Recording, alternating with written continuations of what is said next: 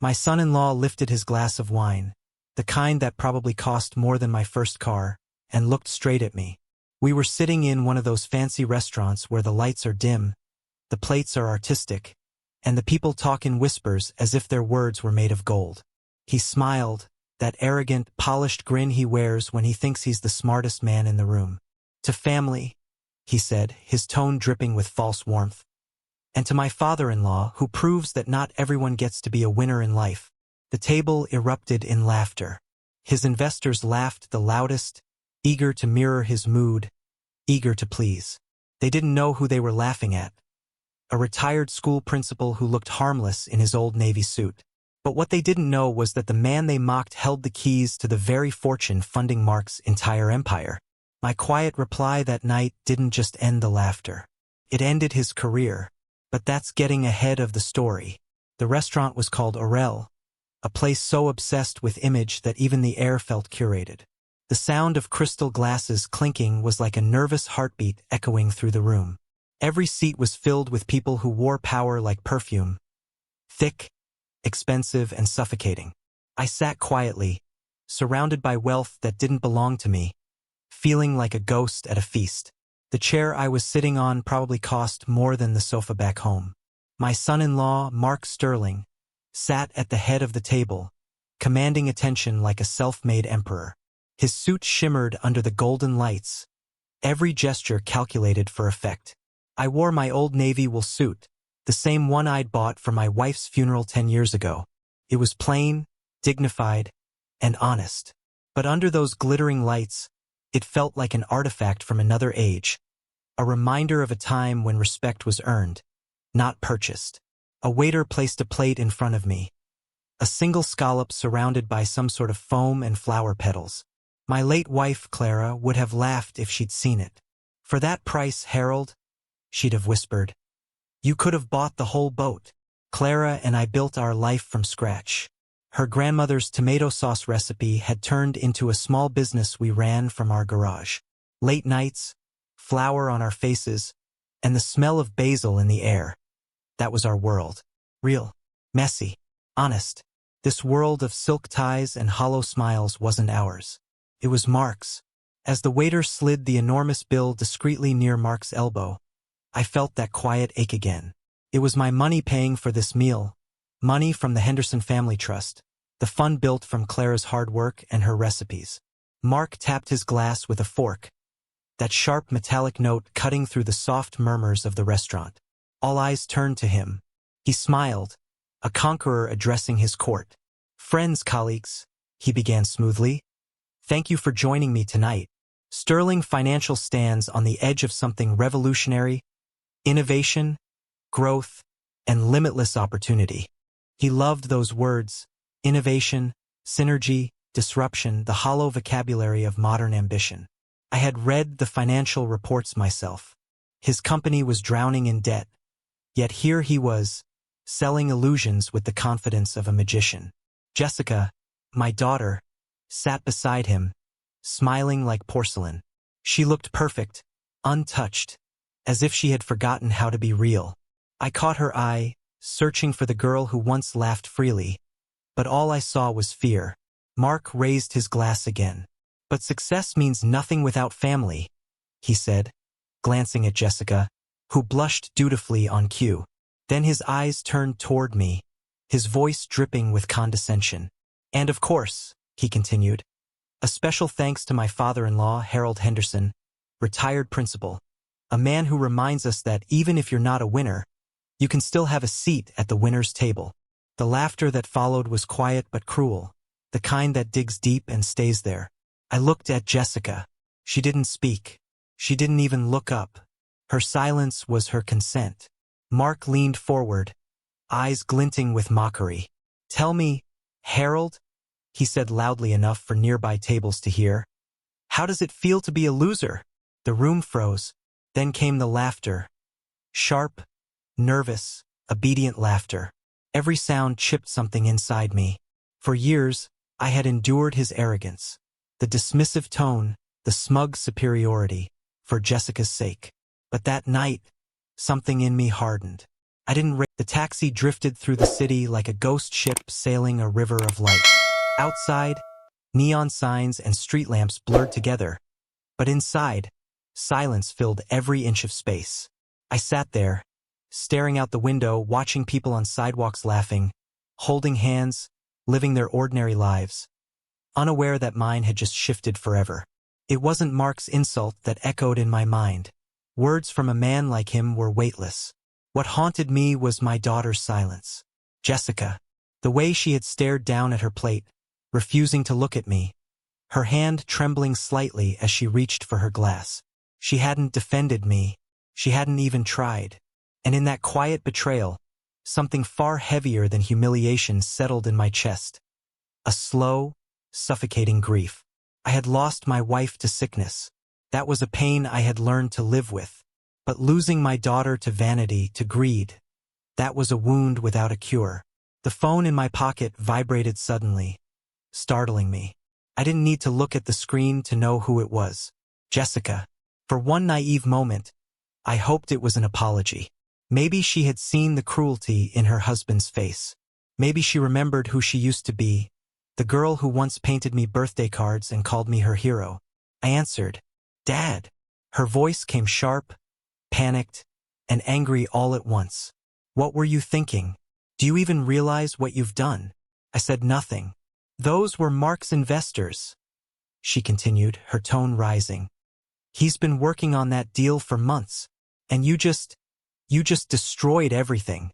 The driver's eyes flicked to me in the mirror, curious, then cautious, before turning back to the road. I stared at the glowing skyline ahead, listening as my daughter unraveled. "Do you know how important that dinner was, Dad? You embarrassed him. You embarrassed us." I could almost hear the tears in her voice, but they weren't the tears of guilt. They were tears of fear of losing the life she'd built on borrowed pride. Then she said the word that turned the whole night into crystal clarity. Deal. It wasn't about family. It wasn't about respect. It wasn't about the humiliation she had just watched in silence. It was about a deal. About money. In that single word, I understood everything. Mark hadn't invited me to that dinner to celebrate success. He had invited me to display me, to use me. I was a prop, an emblem of stability, a breathing guarantee for investors to trust. The wise father-in-law who made his fantasy of wealth seem legitimate. And when I refused to play my part, his performance collapsed. The ache inside me hardened into something cold and absolute.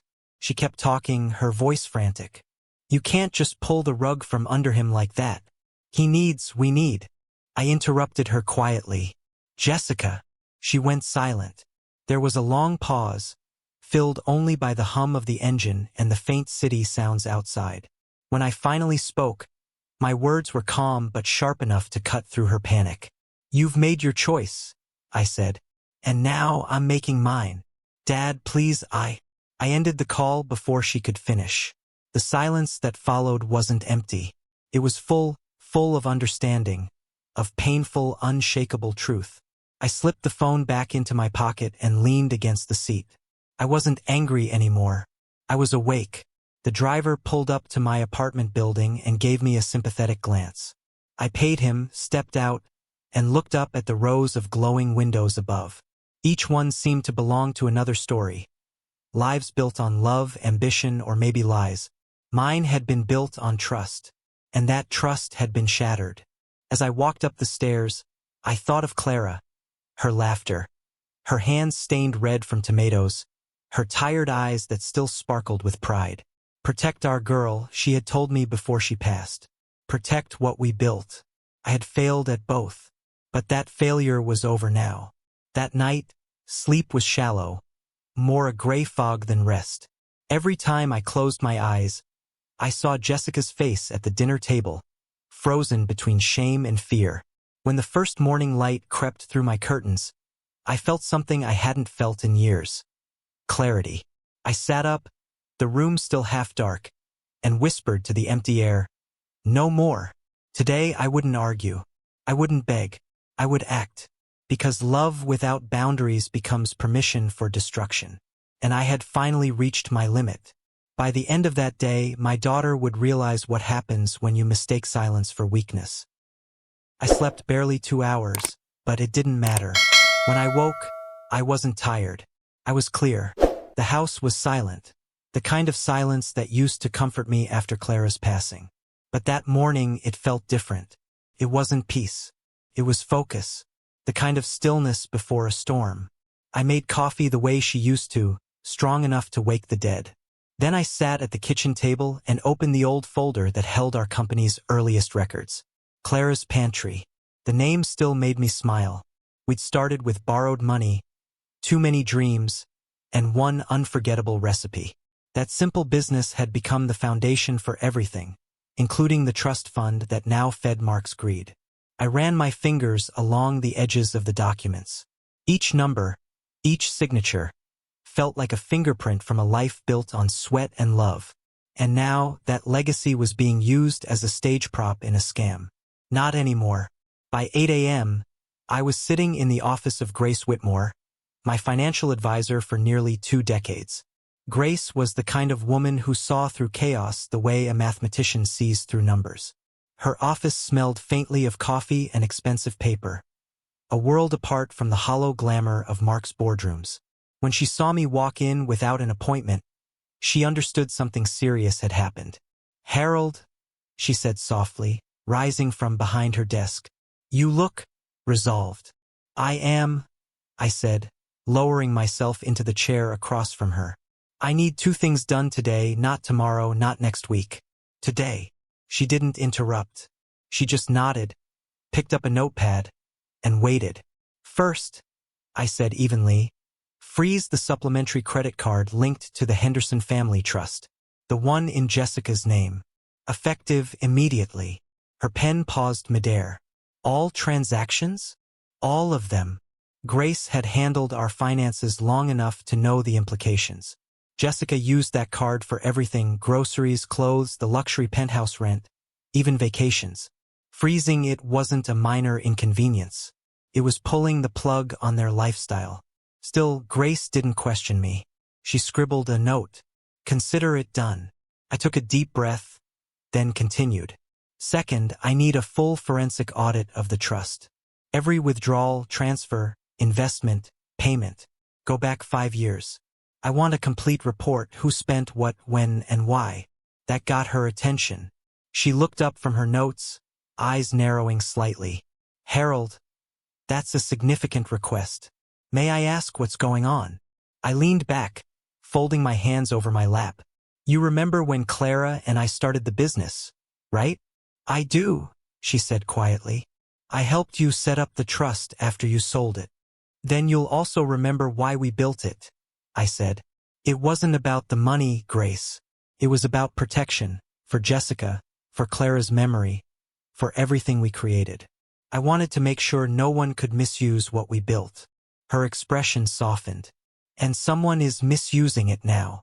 I nodded slowly. "Mark. He's been using our trust to prop up his company, using it as collateral, parading it around to impress investors. He's building his empire on Clara's name." Grace's face hardened with understanding. "That's not just unethical," she said. "That could border on fraud." "Then let's find out," I said. "Every cent, every signature. I want proof." She nodded once, firm and professional again. "You'll have the first report by evening." "Thank you," I said quietly, standing to leave.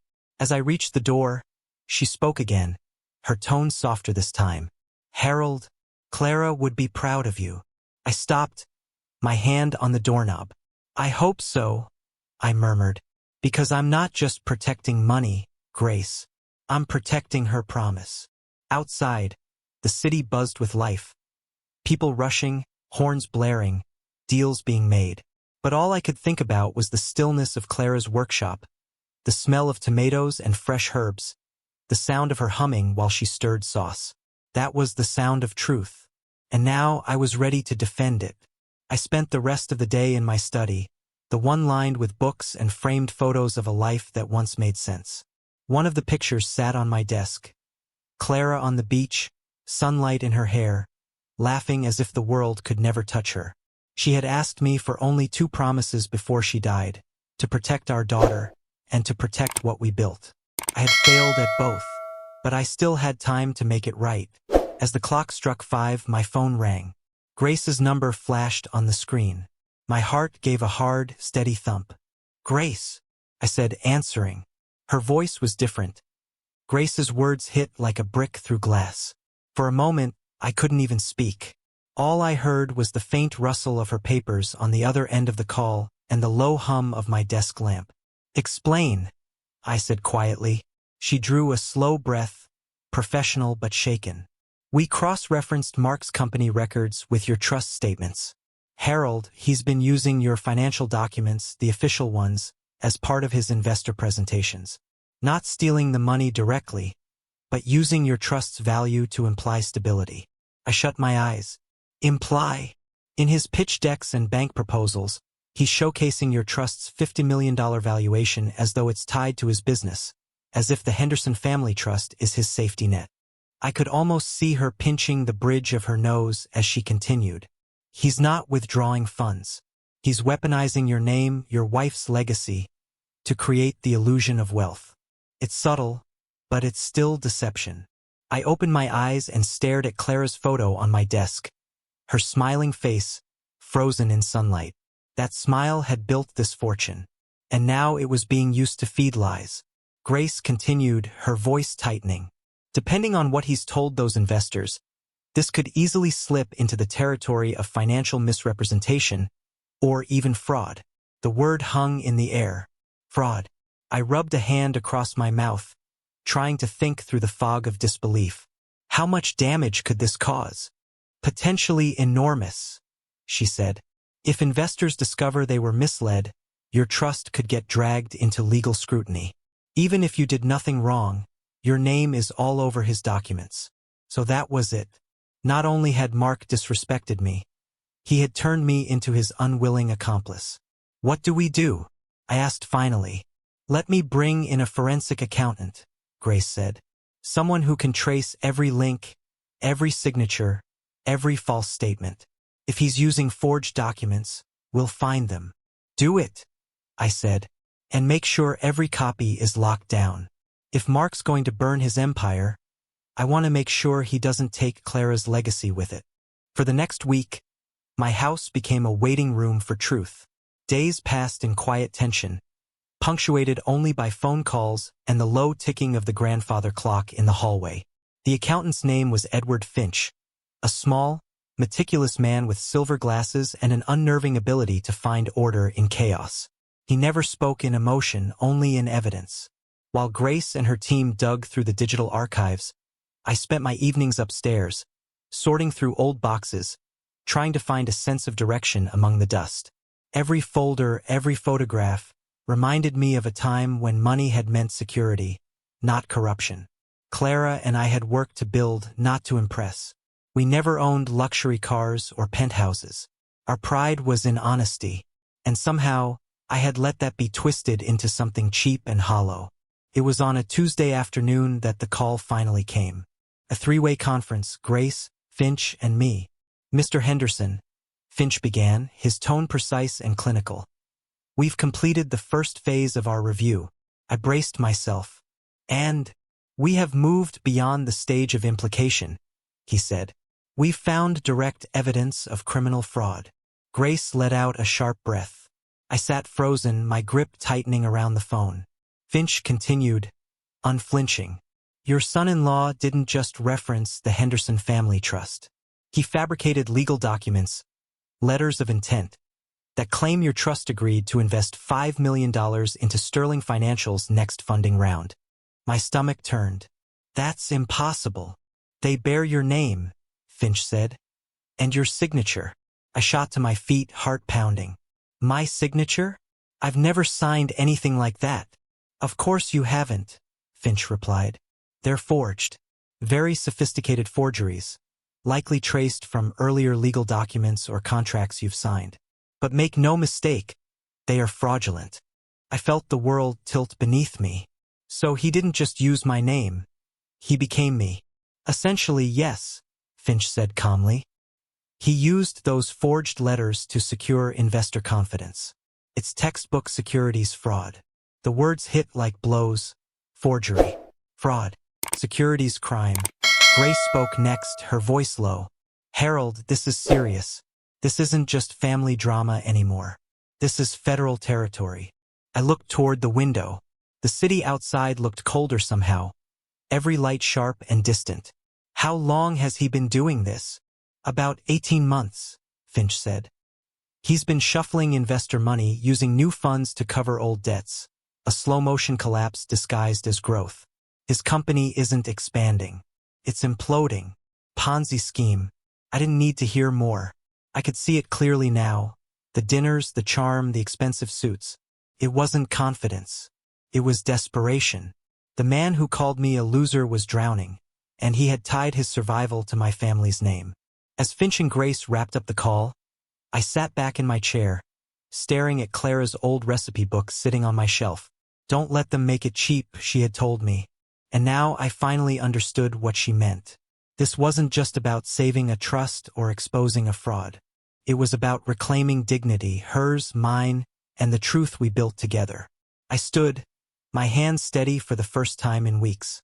Grace, I said quietly, let's finish this.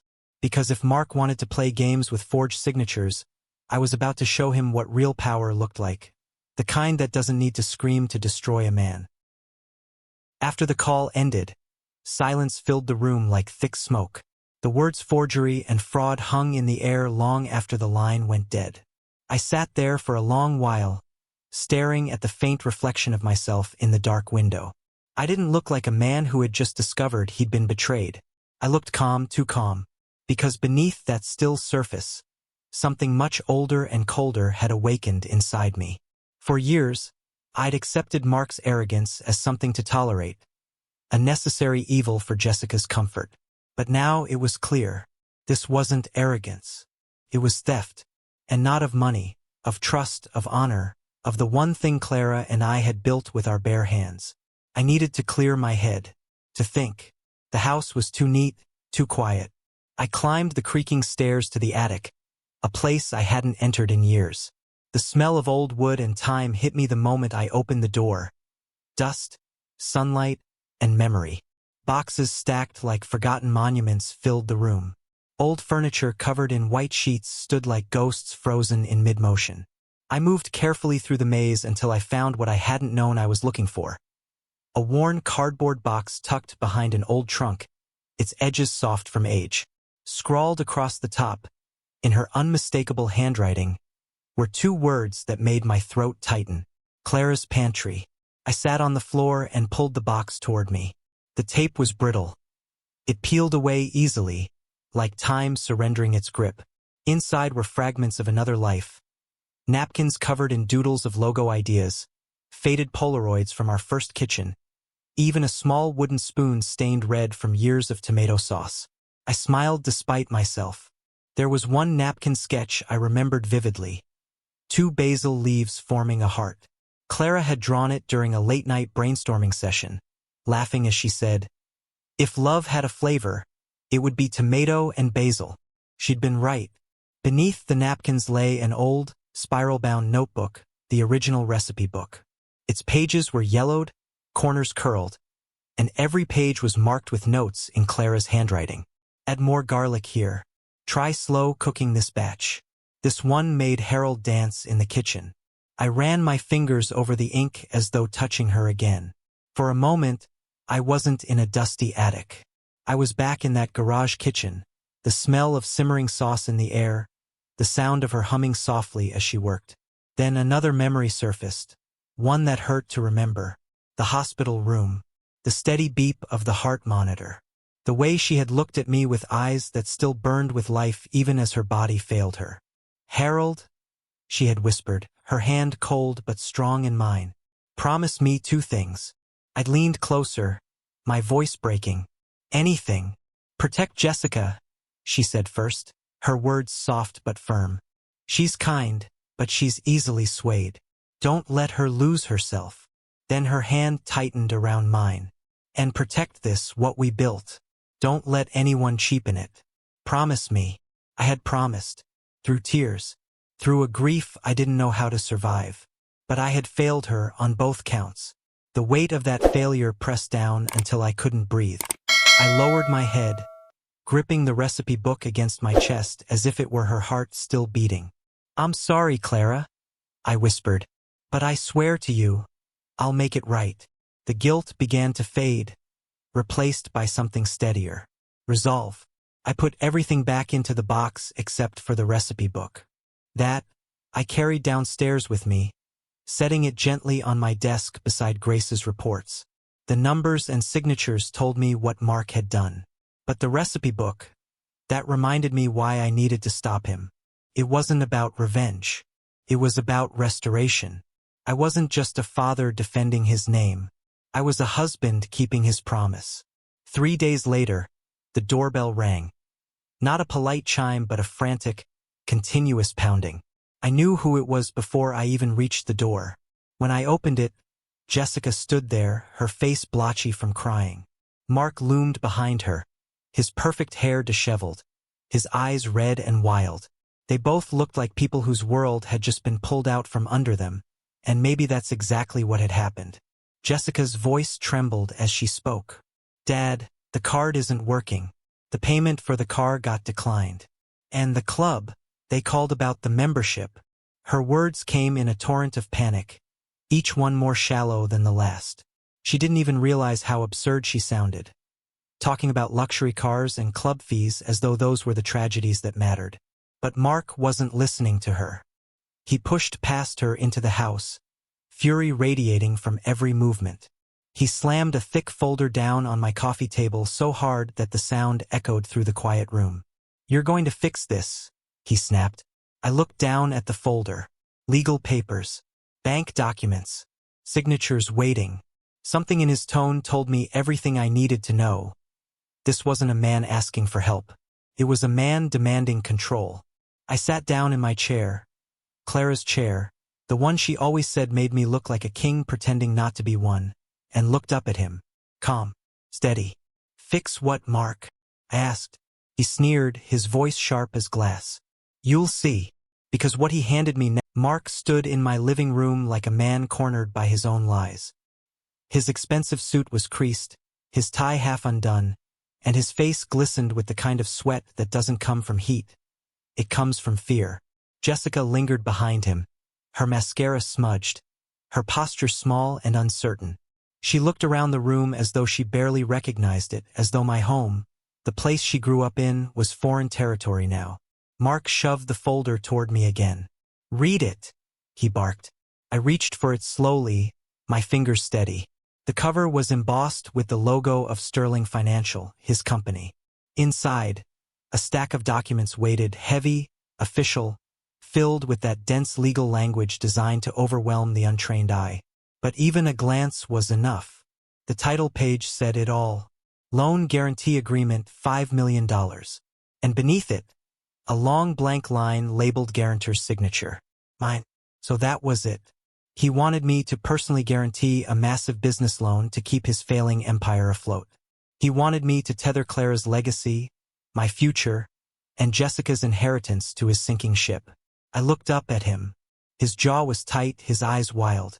"Just a formality," he said, trying to sound casual, but the tremor in his voice betrayed him. "The bank just needs your signature to clear it up. You're the trustee. It's nothing." "Nothing?" I said softly. $5 million is nothing? He shifted his weight. "You don't understand how business works. This is temporary. Once we close the next round of funding, everything stabilizes. But without this, it's over." I leaned back in my chair and studied him, really studied him. The polished confidence was gone. The charm, the swagger, the rehearsed tone, all stripped away. What stood before me wasn't a visionary entrepreneur. It was a desperate gambler who had run out of cards. Jessica stepped forward, her voice trembling. "Dad, please, just sign it. It's only to buy time. He's been under so much pressure." I turned to her. "Jessica, do you even know what's in this contract?" She hesitated, her lips parting, but no sound came out. That silence was my answer. I opened the folder again, turning a few pages just to confirm what I already knew. Hidden clauses, fine print that would have tied me legally to Mark's fraudulent debts. If I signed this, I'd become the safety net for his lies. I closed the folder gently and set it on the table. Then I took off my glasses, folded them neatly, and looked up. "No," I said. The word was small, but it hit the air like a hammer. Mark blinked, as if he hadn't heard me correctly. "What?" I said. "No," I repeated calmly. "I'm not signing it." For a split second, the room was utterly still. Then the mask cracked. His face twisted in fury. "No," he shouted. "You can't say no. This isn't your money to hoard, old man. It's the family's. You think sitting on a pile of cash makes you noble? You're pathetic. You don't even know how to use it." Jessica flinched. "Mark, stop." He ignored her, pacing, ranting, unraveling. "That money was meant for us. For Jessica and me. You're just a glorified babysitter holding on to wealth you didn't even earn. Everything you have came from her."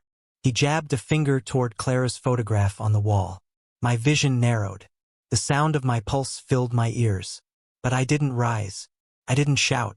I just looked at him, the man who had tried to weaponize my wife's memory against me. "You're right," I said quietly. "Everything I have came from her. And that's exactly why you'll never touch it." He froze, stunned by the calm in my tone. Jessica began to cry, whispering between sobs, "Dad, please, we're drowning. You can't just watch this happen." I looked at her. My daughter, broken, terrified, clinging to a man who had built his empire on deception. "You already made your choice, Jessica," I said gently. "Now you live with it." Mark's face darkened. "You'll regret this," he hissed. "You have no idea what you've started." He snatched the folder off the table, grabbed Jessica's arm, and stormed toward the door. She stumbled after him, still crying, her voice fading down the hall. The front door slammed with a sound that shook the picture frames on the walls. And then there was silence again. I sat back in my chair, the same chair where Clara used to read her recipes aloud to me, and exhaled slowly. For the first time in years, I felt something close to peace. Not joy, not relief, but a deep, quiet certainty that I had finally done the right thing. They thought they could threaten me into submission, but they had no idea that I already had something far more powerful than fear. I had the truth. I reached for the envelope Grace had couriered earlier that morning, the full forensic report, sealed and waiting. Inside it was every number, every transaction, every forged document. Evidence that could destroy Mark's entire illusion. I placed it carefully on my desk, beside Clara's recipe book. Two symbols of power, one of deceit, one of honesty. And I knew exactly which one would win. Because the next time I faced Mark Sterling, it wouldn't be in my living room. It would be in the only place he ever felt powerful. His own boardroom. The morning after Mark's meltdown, the house felt lighter. Stripped of tension, of noise, of the constant ache of compromise. For the first time in years, I sat in silence and didn't feel trapped by it. I brewed coffee, looked out at the faint blush of sunrise, and thought of Clara. "You were right, love," I whispered under my breath. "Strength isn't loud. It's patient." The folder with the forensic report sat on my desk like a loaded weapon. I hadn't opened it yet. I didn't need to. I knew what was inside, proof of everything. But this wasn't the kind of weapon to swing recklessly. This one required precision. By 10 a.m., I was in the financial district, surrounded by glass towers that stabbed at the sky. I stepped into the office of William Davies, one of the city's most respected corporate attorneys. Davies was a tall man with silver hair and a voice that never wavered, the kind of man who made you feel like the law itself stood behind him. He greeted me with a firm handshake and a curious expression. "Mr. Henderson," he said, "Grace told me to expect you. Please have a seat." His office overlooked the entire skyline. The same skyline Mark once bragged about owning a piece of. Now I was here to make sure he lost that piece for good. Davies opened the report, scanning each page with sharp, clinical eyes. He didn't interrupt once. The room was so quiet I could hear the faint ticking of his wristwatch. After nearly 20 minutes, he closed the folder and looked at me over his glasses. "Mr. Henderson," he said, his tone grave, "this is not just financial misconduct. This is a full-blown case of securities and wire fraud. The forged letters alone are enough for a federal indictment." He leaned back, steepling his fingers. "If I call the U.S. Attorney's office today, your son-in-law could be in custody within weeks. 10 to 15 years in a federal penitentiary minimum." For a moment I said nothing. I had imagined this moment. Justice, punishment. But hearing it spoken aloud brought no satisfaction. Only a quiet ache. "Prison," I murmured. "That's not what I want." Davies tilted his head. "Then what do you want?" I looked out the window at the endless maze of glass and steel below. "I want him stopped," I said. "I want the lies to end. But I don't want to destroy him with my hands. I want him to destroy himself, to have the truth tear down his empire the same way he built it, publicly and painfully." A flicker of respect crossed Davies's face. "So, you want exposure, not incarceration." "Exactly," I said. "No headlines, no courtrooms, just reality catching up." He nodded slowly, thinking. "Then timing will be crucial. My team's been monitoring Sterling Financial's activity since Grace contacted me. Your son-in-law is on the verge of a major investor meeting, the final pitch for a multi-million-dollar Series B funding round." He turned his monitor so I could see. A calendar entry glowed on the screen. "Oakstone Capital Boardroom, Friday, 2 p.m. "If he closes this deal," Davies said, "he'll keep the illusion alive for another year, maybe longer. But if he fails, he collapses." I finished for him. Davies smiled faintly. "Exactly. You couldn't choose a better stage." I stared at the calendar. The thought of walking into Mark's world, the world of glass tables, fake smiles, and ego-driven charm, sent a strange calm through me. That's where this would end. In his arena, surrounded by the very people he thought he could fool forever. Davies leaned forward, eyes glinting with strategic purpose. "If you give me permission, I'll prepare the documentation. Official disavowal of investment, verified handwriting analysis, and a filed complaint ready to trigger if the meeting goes south." I nodded once. "Do it." He extended his hand. "Then, Mr. Henderson, we're going to end this man's illusion." Quietly, as I left his office, I felt something I hadn't felt in a decade: power. Not the kind that comes from money or position, but the kind that comes from truth. I walked the busy streets, surrounded by the constant rush of ambition, and realized how small most of it really was. The world Mark worshipped was built on perception, not substance. I was about to remind him of the difference. That evening, I sat in my study again, reviewing the plan Davies had laid out, step by step, methodical, airtight. By Friday afternoon, Mark's empire would collapse under the weight of its own lies. On my desk sat two things side by side: the legal folder from Davies and Clara's old recipe book. One was evidence, the other a promise. As the clock struck midnight, I looked at her photograph and whispered, "Tomorrow, I keep my word." The next morning came quiet and clear. I dressed in my best navy suit, the one from her funeral, and chose a new tie. Silver, simple, dignified. Clara would have approved. By the time I stepped into the elevator of Oakstone Capital's tower, my heart wasn't racing. It was steady. The doors reflected my face. Older, calmer, but resolute. I wasn't going to shout. I wasn't going to fight. I was going to teach. And this would be the last lesson Mark Sterling ever received.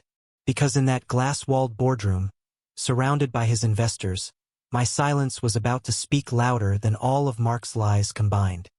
The boardroom on the top floor of Oakstone Capital looked exactly like the kind of place Mark would choose to die in. All glass, marble, and mirrors pretending to be infinite. He stood at the head of the long table, framed by the skyline, wearing that confident smile I had seen too many times before. But I could see it now, the tightness in his jaw, the flicker in his eyes, the desperation hiding behind polish. "Ah," he said when I walked in, feigning warmth. You came. He turned to the gathered investors, men and women in tailored suits, faces polished with money and ego. Everyone, this is my father-in-law, Harold Henderson, the founder of the Henderson Family Trust, the foundation behind our next phase of expansion. There it was again, the lie. He spoke it with the same smooth ease as always, selling a fantasy he'd repeated so often that even he had started to believe it. The investors smiled, murmuring greetings. One of them, a sharp-eyed man named Mr. Lin, offered a handshake. We've heard a lot about your family's support in this venture, he said politely. I nodded once. I'm sure you have. Mark chuckled nervously, stepping between us. Yes, Harold prefers to keep a low profile, but trust me, he's been instrumental in this company's success. I said nothing. I simply set my leather folder down on the table and took a seat. Not beside him, but directly across. Before we begin, I said quietly, I'd like to clarify something. It won't take long. The room hushed. Even Mark paused mid-motion. I reached into the folder and pulled out a single sheet, the forensic handwriting analysis report. The letterhead gleamed under the soft lights. This, I said, is a verified document from a forensic expert confirming that several investment letters tied to this company contain forged signatures. Specifically, mine. The silence that followed wasn't just quiet. It was shattering. Mark's face drained of color. What is this? I didn't raise my voice. You've used my trust, my name, and my late wife's legacy as collateral in your business dealings. You presented fraudulent documents to your investors. These people. The investors' comm cracked. Papers shuffled. Phones were pulled discreetly from pockets. Mr. Lin's expression hardened. Is this true, Mr. Sterling? He asked coldly. Mark stammered. No, this is a misunderstanding. Harold, tell them. You know how these documents get mixed up. I stood slowly. My hands didn't shake. A misunderstanding? I repeated. Mark, you forged my signature. You built your entire company on false promises and borrowed credibility. You didn't misunderstand anything. You orchestrated it. He turned red, then pale, then red again. You don't know what you're talking about. You're senile. You. I opened the folder further and placed another set of papers in front of him. Bank records. Transfers from the trust to offshore holding accounts under shell corporations. All routed through Sterling Financial's internal ledger. Mr. Lin's chair scraped back sharply. You've been laundering money through investor funds? The room erupted. Phones buzzing, chairs shifting, voices overlapping. Mark tried to speak, but his words were drowned by panic. I waited, calm, watching him unravel in the world he thought he ruled. This is slander, he shouted finally, voice cracking. You can't just walk in here and accuse me like this. Actually, came a new voice from the doorway. He can. Every head turned. Grace stood there, composed as ever, a folder in her hand. Behind her was William Davies, the attorney. His presence quiet but commanding. Grace stepped forward, her voice cutting through the chaos like glass. The Henderson Family Trust has officially revoked all implied or stated association with Sterling Financial. Effective immediately, any use of its name, assets, or documents is a federal violation under financial misrepresentation statutes. Davies added evenly, we've also filed a sealed complaint with the authorities. Depending on your next move, Mr. Sterling, that seal may or may not stay closed. Mark's knees seemed to buckle. He gripped the back of his chair, eyes darting wildly from one face to another, looking for support, for rescue, for anything. But no one moved. The investors weren't looking at him anymore. They were looking at me. And in that moment, I realized what true power looked like. It wasn't in the money, the suits, or the skyscrapers. It was in the quiet certainty of being right. Mark finally turned to me, trembling, broken. Why? He whispered. Why would you do this to your own family? I looked at him for a long time before answering. You destroyed this family long before I walked in here, I said. All I did was show everyone what you truly are. He opened his mouth, but no words came. Only silence. I picked up my folder, nodded once to the investors, and turned to leave. As I passed Grace and Davies, I whispered, "Make sure the trust is sealed from now on. No more leeches." When the elevator doors closed behind me, I finally exhaled. The city stretched below like a living map, endless, cold, beautiful. Somewhere in that maze, Jessica would be packing her things, realizing that the empire she had built her life around had vanished overnight. I didn't hate her, pitied her, and maybe, someday, she would understand that I didn't destroy her husband out of vengeance. I did it because some lessons must be learned the hard. The message blinked on my phone screen like a heartbeat. "You think it's over?" No name, no number, just 5 words that cut through the fragile peace I'd built around myself. For a long moment, I stood in the dim hallway, the light from the kitchen fading behind me. Outside, the wind howled softly against the windows. Somewhere in the distance, a dog barked, then silence again. I stared at the message until the screen dimmed, then came back to life when I touched it. Whoever had sent it knew how to find me. And more importantly, they knew I wasn't done. Old instincts stirred, the kind that had kept me alert through every betrayal, every false smile, every calculated word Mark had ever thrown my way. I sat down at my desk, the glow of the monitor painting the room in cold blue light. I typed a quick trace request through my secure contacts, an old favor from my days helping the district education board track fraud cases. It wasn't illegal, just discreet. The system pinged back after a few seconds. The message originated from a burner phone in New York City. No name, no ID, no traceable account. But one attached address flashed for a moment before the encryption scrubbed it. Sterling Holdings Limited. I frowned. That wasn't Mark's company. His was Sterling Financial, based in Los Angeles. This one was offshore, older, smaller, and far better hidden. I opened the old forensic file Grace had given me, scanning the back pages where Finch had listed dormant assets. There it was, a quiet entry at the bottom. Sterling Holdings Limited, registered in the Cayman Islands, 2014. Beneficiary, Jessica Sterling. I froze. Jessica, Clara's daughter. My daughter. She had known. Maybe not everything. Maybe not the full scale of Mark's fraud. But she had known enough to keep something alive after his fall. I leaned back, staring at the screen. The betrayal I thought was finished had roots deeper than I imagined. The phone buzzed again. Another message. "Meet me tomorrow, 10 a.m. or you'll regret it." No address this time, just a link. A live location. I clicked it. The map zoomed in on a spot downtown. An old cafe by the river, one Clara and I used to visit decades ago. The irony didn't escape me. That night, sleep didn't come. The house that had felt peaceful hours ago now seemed to breathe with unease. I sat awake, staring at the shadows on the ceiling, thinking of Clara's last words. Protect Jessica. But how do you protect someone from themselves? The next morning, I arrived early. The cafe looked exactly the same. Chipped paint, dusty awning, the smell of roasted beans mixed with rain. Only the faces were different. I took a seat by the window and waited. 10:05, she walked in. Jessica. She looked nothing like the fragile, trembling woman who had stood in my doorway days ago. Her posture was rigid, her face calm, almost cold. She wore a long black coat, hair tied back neatly, eyes hidden behind dark glasses. She sat down across from me without a word. "So," I said quietly, "it was you." Her lips curved slightly. "You always underestimated me, Dad."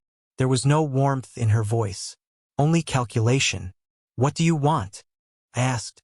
She took off her sunglasses and looked at me with eyes I barely recognized. Sharp, unreadable. "To make you understand something." I waited. She leaned forward. "You didn't destroy Mark's empire. You just removed the face from it." I frowned. "What are you talking about?" Her tone didn't waver. Sterling Financial wasn't his idea.